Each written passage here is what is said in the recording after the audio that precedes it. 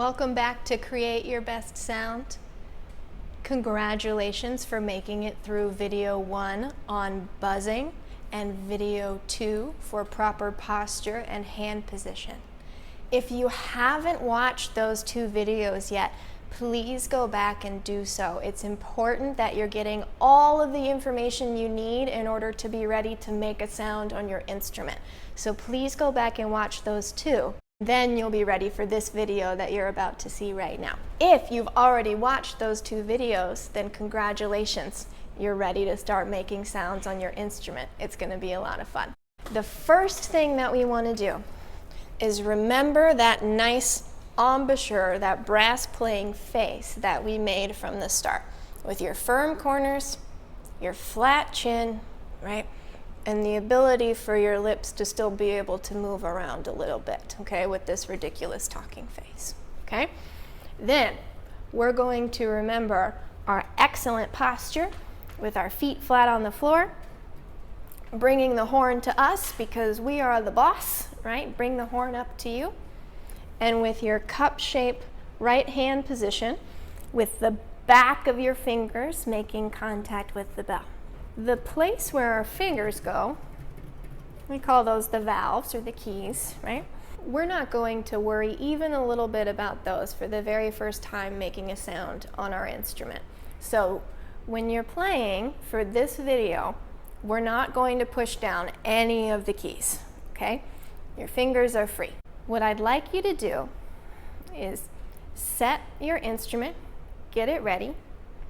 I'm going to count to 4, but instead of saying the number 4, I'm going to take a deep breath in at that time, which I want you to do too. After that deep breath in on number 4, then we'll play any sound that comes out of your instrument. For this very first time, any sound is the right sound. Doesn't matter what it is. Remember to keep everything firm here. Place your mouthpiece. Remember, when you breathe, your upper lip stays attached to the mouthpiece so that you can make sure your face stays in the right place. I like to wet my mouthpiece a little bit before I start, just with my tongue. And we're ready to go. Ready? 1, 2, 3.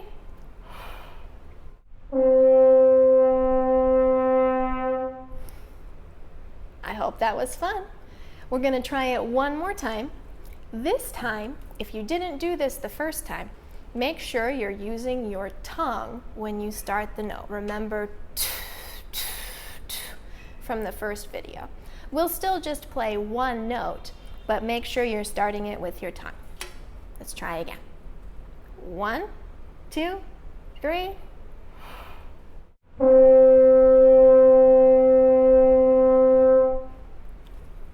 Now, you'll notice when I'm playing, just everything we've been talking about so far. My corners stay firm, my chin stays flat, my cheeks are in, no monkey cheeks. Everything is solid and ready to go. Now, whatever note came out these first 2 times you tried playing your instrument is the right note. Okay, you made a sound. That's great. Congratulations. Now, I'm going to play a couple of notes that are usually in a good beginner range for a first-time student, and I want you to see if you can match them. The first note is the note that we call E on our instrument. On the treble clef staff, the E that I'm going to play is the E that lives on the very bottom line of the staff. It sounds like this.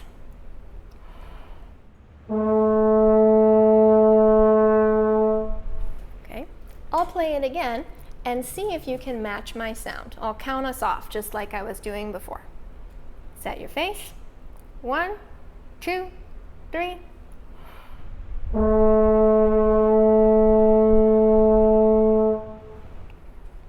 Did your note sound like mine?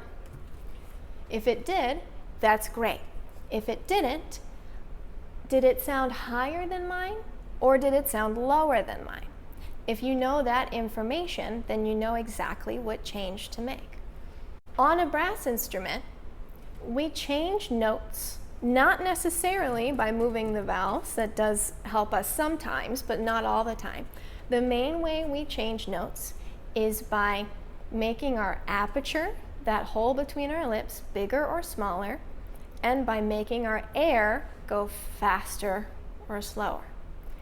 To go higher, if this is my aperture, okay, this is the hole between my lips. To go higher, to make higher sounds, my aperture will get smaller and my air will get faster. So if your note sounded lower than mine, you need to make it higher by doing those two things. As you might imagine, to make a note lower, we do just the opposite. We make our aperture bigger and we make the air go slower. So if your note was too high, you need to make it lower by doing those two things. Let's try again. One more time on this E. 1, 2, 3.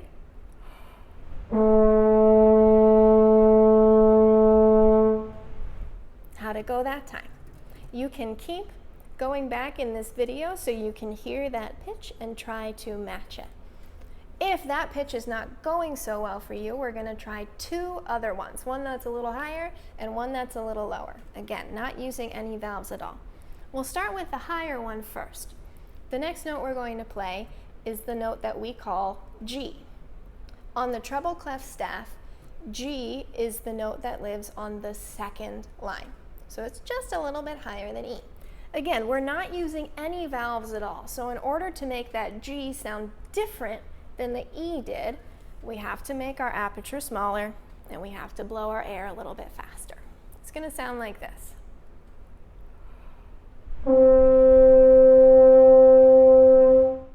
Try it with me now. I'll count us off.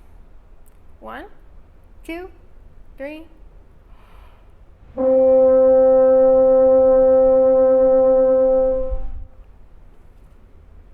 How'd it go? Let's try one more time. 1, 2, 3.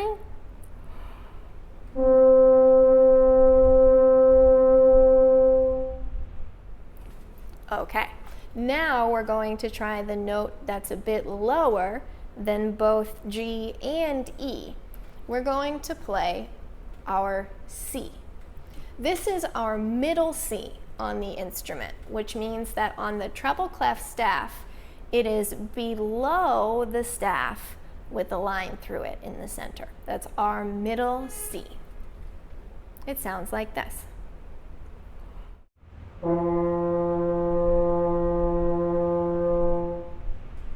To make that note, I had to make my aperture a little bit bigger and my air went a little bit slower. Let's try together. 1, 2, 3.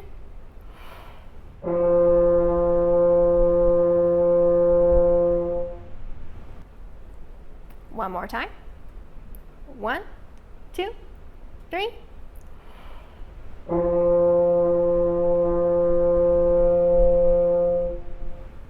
Okay, so of those three notes, C, E, and G, pick which one of those was coming out the best for you. So maybe it was C. If C was your best note, then that means to get the E to come out, that is just one notch higher than C. So you just need to bring that note up one notch higher. Here's what I mean by that. I can turn a C into an E by making my aperture smaller and blowing faster while I'm playing. It'll sound like this.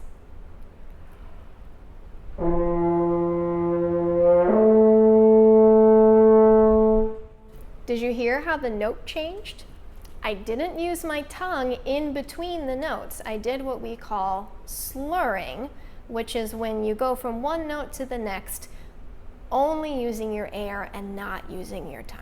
So you can slur and change one note into the next note just by changing your aperture and by blowing either faster or slower, whichever way you need to do it. And then to get to G, you would just even go one notch higher.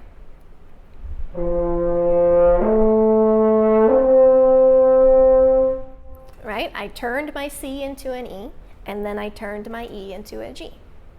If G is your best note and you need to practice getting down to those lower notes, do exactly from the opposite direction.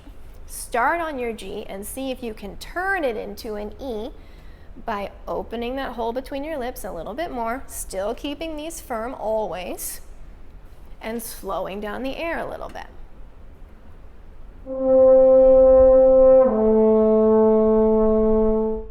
And then, of course, you can turn the E into a C by doing exactly the same thing, so you can play all three notes.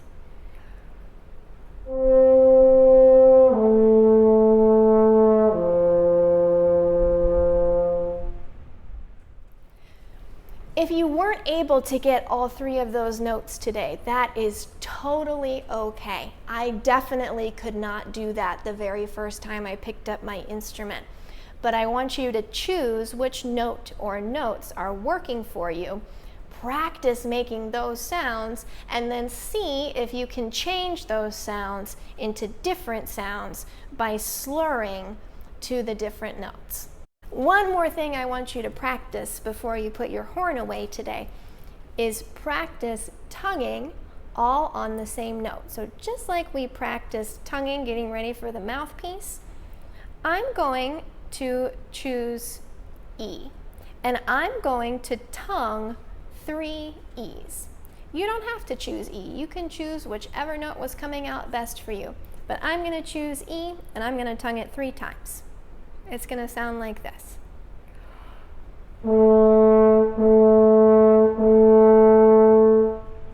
You see how I did it all in one breath? I just took the first breath to start, and I kept the air flowing as I went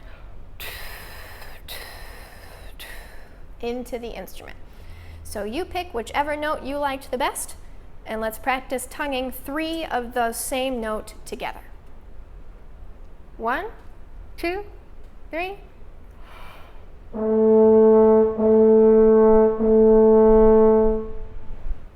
How'd it go?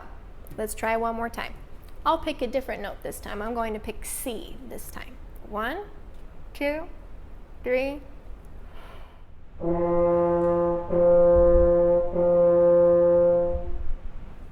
Okay, so you can practice playing these different notes, tonguing and slurring. Once you've got that down, you're going to be ready for songs in no time. Thank you so much for joining me for these videos. It's been my pleasure to share this information with you. If you do not have a teacher and you would like for someone to check you out and make sure that you are set up properly, that you've been able to follow these instructions properly, you can sign up to take a lesson with me over Skype. There's a link in the description to my website and the sign-up page for Skype lessons. It would be my honor to check in with you and make sure you've got everything set up properly so you have a great foundation to get going on your instrument.